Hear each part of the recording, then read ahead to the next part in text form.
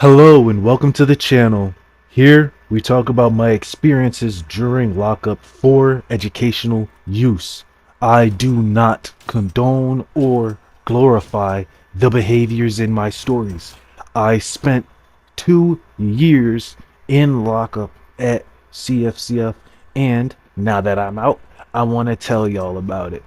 In this episode, we're going to talk about what I seen happen to touchers and the like, okay?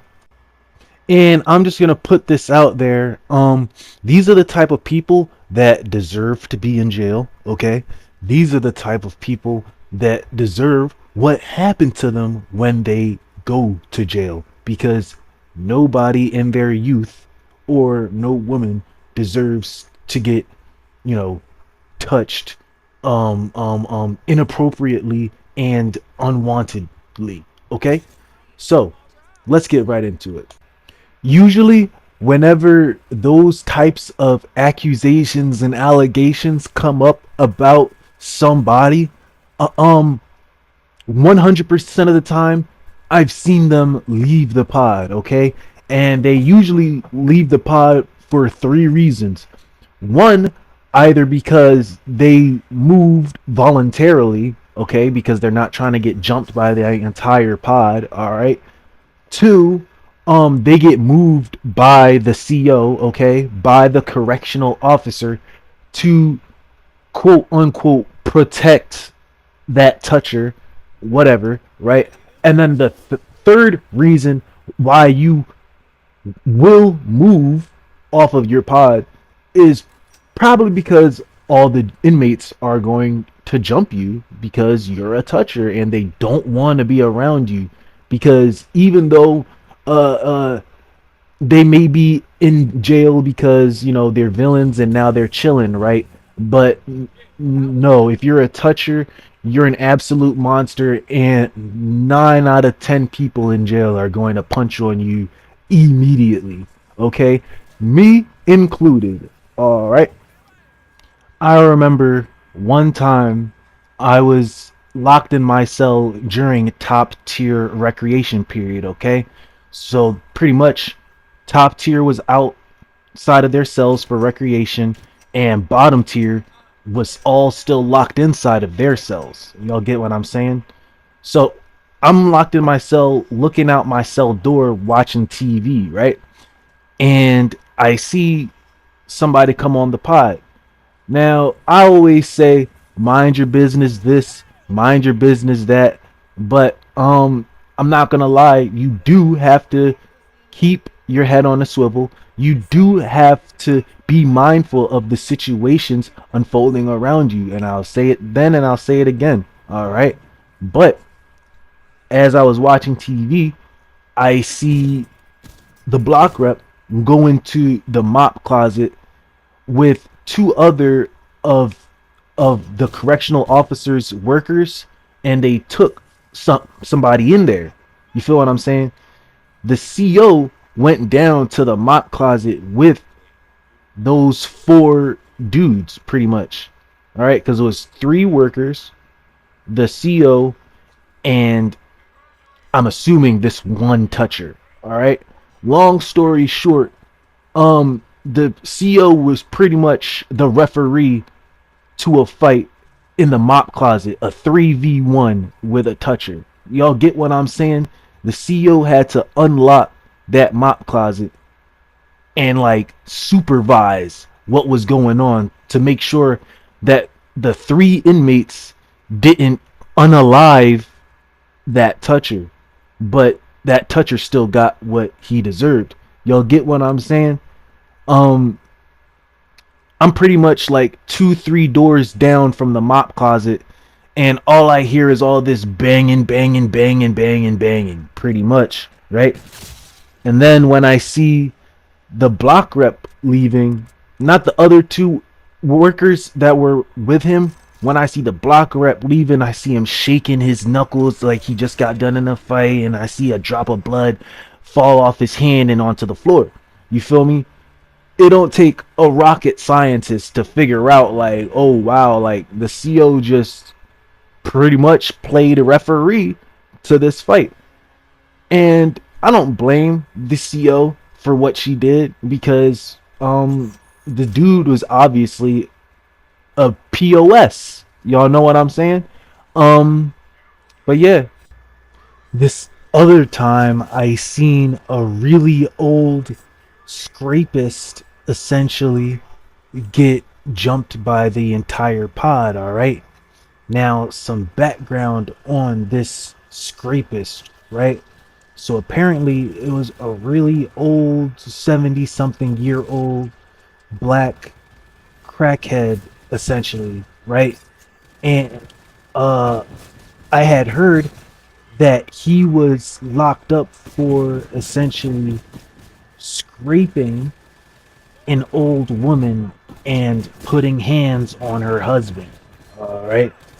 So when he got to the pod, he was more or less normal until some deuce got on the pod. And if you haven't watched my video on different types of ways that people get high in jail, then I would recommend you watch that video.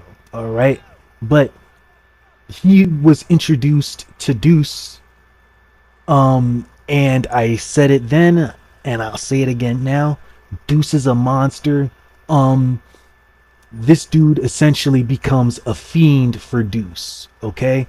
I seen him punch on somebody, uh uh uh albeit he wasn't really there, but he was punching on somebody because he was really, really, really high. You get what I'm saying? Um, I've seen this man brag about his allegations, which was supremely diabolical, supremely crazy work, right? Um, Long story short, like I said, he becomes a fiend for Deuce, and during one of his epis, he pretty much started like fighting and cussing a whole bunch of people out in the day room, pretty much. You feel me? So, um, long story short, the COs decided one day just to lock him in and not let him back out for any type of recreation period for his own safety. You get what I'm saying? Because at that point, he was pissing off a lot of the other inmates. You get what I'm saying? Um, because he was locked in for so long, and people already knew that he was, a budding fiend, or what's the word I'm looking for? A relapsing fiend. All right, people were stopping. People stopped giving him drugs. People stopped supplying him with get high. You get what I'm saying? And one day while we were on lockdown, he just couldn't take not having his desired inebriants. So he started banging on the table inside his door. Mind you, at this point in time, he wasn't coming out of his cell for like I'd say about a week and a half. So he's going in there stir crazy. He's going stir crazy in there. You get what I'm saying? So he's locked in his cell by himself with no cellie, mind you, because nobody wants to deal with him. He's locked in there. Nobody's giving him any more drugs, and now he's just pissed off, right? And he's not getting any recreation period. You feel me?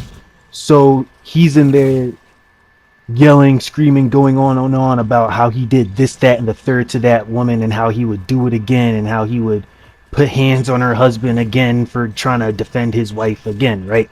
So, and a lot of people just, you know, wanted to do something to him. You feel me?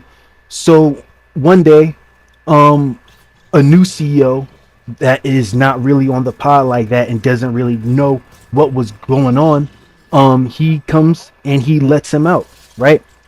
Now, as soon as he comes out, he starts saying, "Warriors, come out to play," right? And then he came out with a lock and a sock essentially. And if you don't know what that type of weapon is, it's pretty much a sock with a whole bunch of hard solids in there, most likely some batteries. You get what I'm saying? So he comes out swinging that thing. All right, pause. But he comes out swinging that thing. You feel me? And people are trying to surround him, me included, trying to surround him, and we all get him out into the yard, right? But nobody really wants to get hit with a sock full of batteries swung at full speed by, a crackhead. You get what I'm saying? Or whatever he is, head, pretty much. He was a drug head, one of them. But long story short, I was not trying to get hit by no batteries and no sock, y'all. I'm gonna keep it a beam. I will be all the way real with y'all, just like I've been all the way real with y'all. I was not trying to get hit with no batteries and no sock. All right. So if y'all want to call me a little boy for that, fine, right? But while everybody was standing around deciding the perfect time to just get in there and do some damage to this old weirdo, right? Some young crash out looking like a pit bull ass guy pretty much comes up out of nowhere and clocks him clean right on the chin and drops the old pervert guy, right? And I ain't gonna lie, everybody swarmed him after that, and me included. I didn't really do that much damage to him for real, for real. I just wanted to hit him in the top of the head real quick, just for the story, just so I could say that I really did this. But like, you feel me? It was kind of a funny time because everybody was kind of jumping him, even though he was kind of, you know, knocked out already from that one clean hit, right?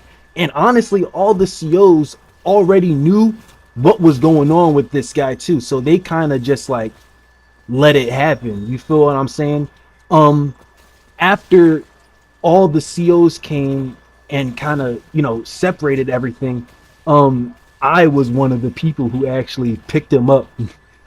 I was actually one of the people who picked up that old scrapist by his legs, and somebody else grabbed the top part, and we literally threw him out off of the pod, pretty much. And it was really funny. It was kind of gratifying. I'm not gonna lie, y'all. However, usually how I see that type of thing go, right? So usually, if that type of thing comes up ever, that specific individual will leave the pod. Now, how they leave the pod is up to the inmates, right?